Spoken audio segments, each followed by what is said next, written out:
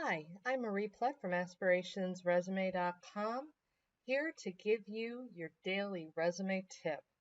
So today I'd like to discuss how to make any job description just super exciting to read and effective. So when developing a job description, a couple basic rules. One is you don't want any really giant long paragraphs or super long bullet points. I try to keep my paragraphs 5 lines or shorter. I like to keep my bullet lists concise.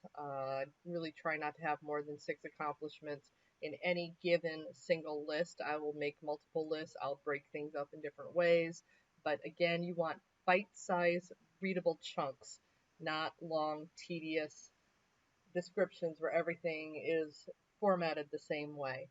When developing sentence fragments within the context of a job description, you do not use personal pronouns such as I, my, we, and our. You start off every sentence with a powerful verb or an adverb, like transformed district sales teams by prioritizing aggressive growth over passive customer service, maximized existing business across 4 distinct regions, empowered the sales force. You didn't just manage them or led them, you empowered the sales force to respond more effectively to rapid market shifts, and then generated regional upselling, cross-selling plans, and performance incentives. Now, if you need any help in terms of finding the best verbs, you can just Google the best action verbs for resumes. There are just so many great resources out there that I'm not going to create another one. There are people who frankly have done it better than I do, and I absolutely recommend taking a look at what they have to offer. The best one here is 185 action verbs. I totally recommend this one. There's so many other ones you can use, but I do recommend this link by themuse.com. They have written an incredible article about it. And the thing you just really want to avoid when dealing with writing a resume is to have all of your sentences begin with these 4 words.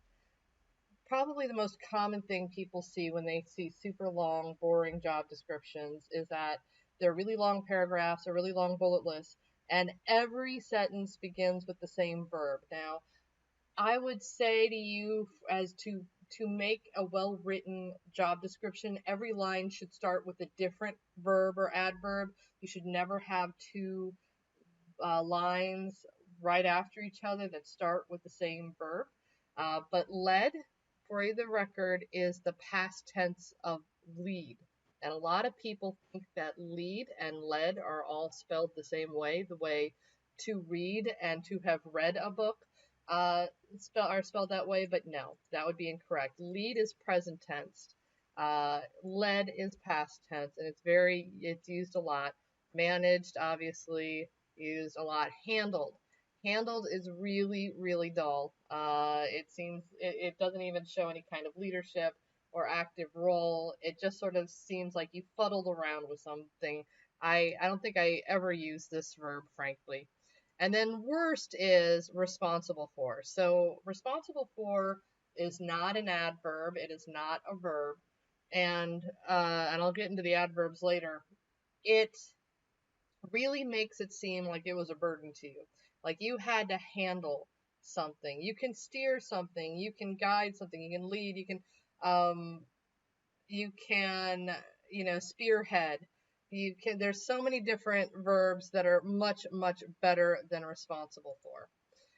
Now I will go deeper into this article here because this one offers a lot. Like you led a project, you chaired, you controlled, executed, headed, operated, orchestrated. There's so many, and they have action verbs that go on to every possible situation in this. So I do think that this is a valuable resource you should check out. You save the company time or money, you increase sales or deliverables, you changed or improved something, um, you managed a team.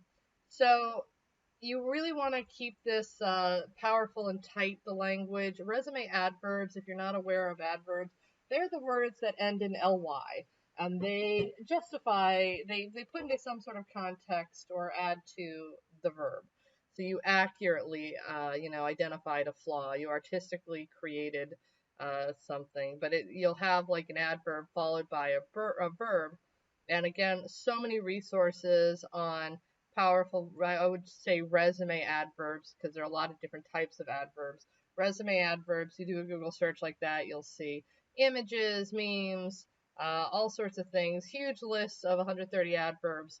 So, find the ones that you like the most, that you find are most comprehensive and well organized, and put it and bookmark those pages.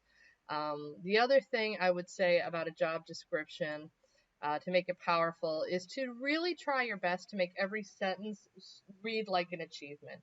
And if you've watched my How to Construct an Achievement Daily Tip that I said yesterday, I would recommend, again, you do the achievement first, followed by the process. So this was the results, was that you transformed the district sales teams, and then the process by prioritizing sales growth over passive customer service. So I hope these tips help you in making a very, very powerful job description worthy of your quite impressive career. Thank you for watching today's daily tip.